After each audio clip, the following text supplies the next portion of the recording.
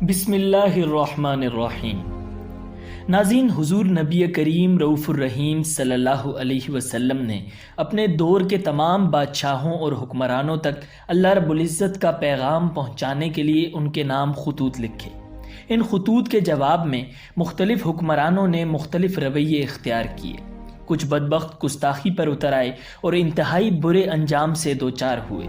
کچھ نیک بخت مہذب طرز عمل اختیار کر کے عذاب الہی سے بچ گئے، جبکہ بعض خوش نصیب حکمران نبی اکرم صلی اللہ علیہ وسلم پر ایمان لا کر جنت کے مستحق بن گئے۔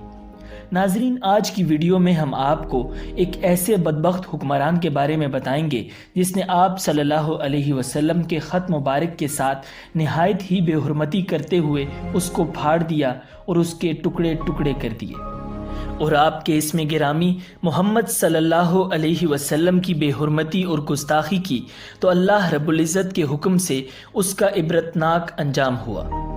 ناظرین، ویڈیو میں آگے بڑھنے سے پہلے اگر آپ ہمارے چینل پر نئے ہیں تو ہمارا چینل ورلڈ ویو سبسکرائب کیجئے، جہاں آپ کو خصوصی طور پر اسلامک ہسٹری اور اس کے علاوہ دنیا بھر کی منفرد معلومات کے متعلق ویڈیوز ملتی رہیں گی۔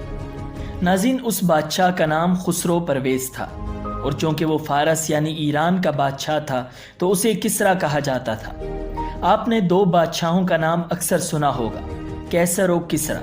جس طرح مصر کے بادشاہ کو فرعون کہا جاتا تھا، اسی طرح روم کے بادشاہ کو کیسر اور فارس یعنی ایران کے بادشاہ کو کسریٰ کہا جاتا تھا۔ ناظرین، یہ خسرو پرویز انتہائی عیاش اور ظالم ترین بادشاہ تھا، اور اس کی سرکشی اس حد تک بڑھ چکی تھی کہ وہ نعوذ باللہ خدائی کا دعوے دار تھا۔ اس کو فارس پر حکومت کرتے 38 سال ہونے والے تھے، اور اس عرصے میں اس نے ساسانی خاندان کی سطوت و شوکت کو بام عروج پر پہنچا دیا تھا۔ اگر کیسر اس سے رومیوں کے مقبوضہ علاقے واپس نہ لے لیتا تو ایران دنیا کی واحد عالمی طاقت کی حیثیت حاصل کر لیتا۔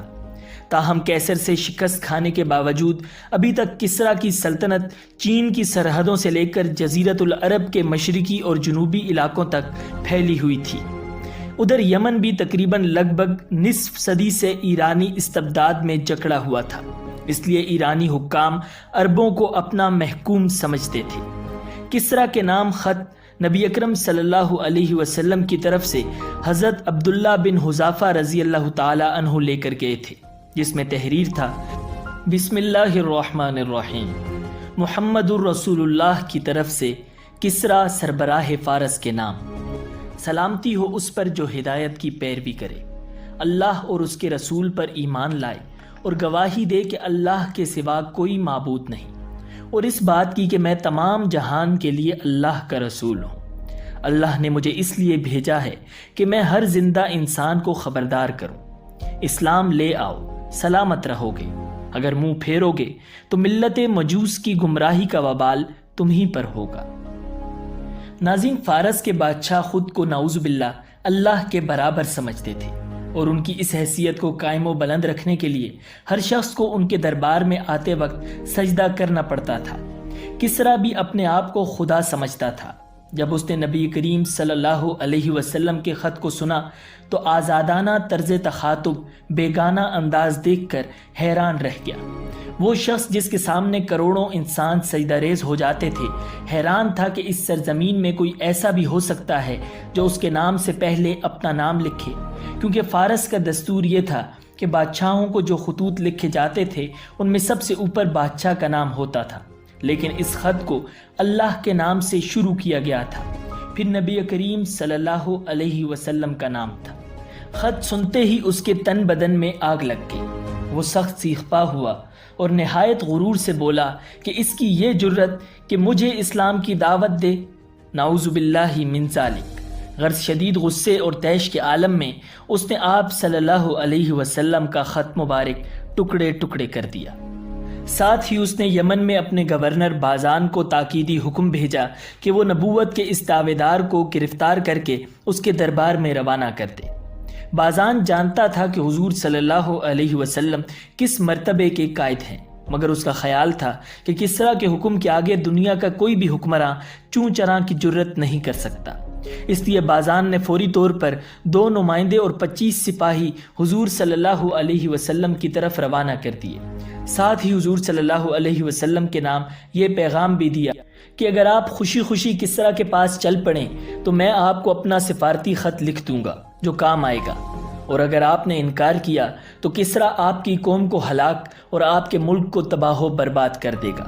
یہ اہلکار تیزی سے سفر کرتے ہوئے مدینہ منورہ پہنچے اور حضور صلی اللہ علیہ وسلم کو اپنی آمد کا مقصد بتا کر بازان کا پیغام سنایا۔ حضور صلی اللہ علیہ وسلم نے پوری بات سنی اور بڑے اطمینان سے فرمایا، اگر یہ نبوت کا دعویٰ میں نے اپنی طرف سے کیا ہوتا تو باز آ جاتا، مگر مجھے تو اللہ رب العزت نے اس کام پر لگایا ہے۔ حضور صلی اللہ علیہ وسلم ایرانی قاصدوں کی لمبی لمبی مونچھیں اور منڈی ہوئی داڑھیوں سے اتنی کراہت محسوس کر رہے تھے کہ ان کے چہروں پر نگاہ بھی نہیں ڈال رہے تھے۔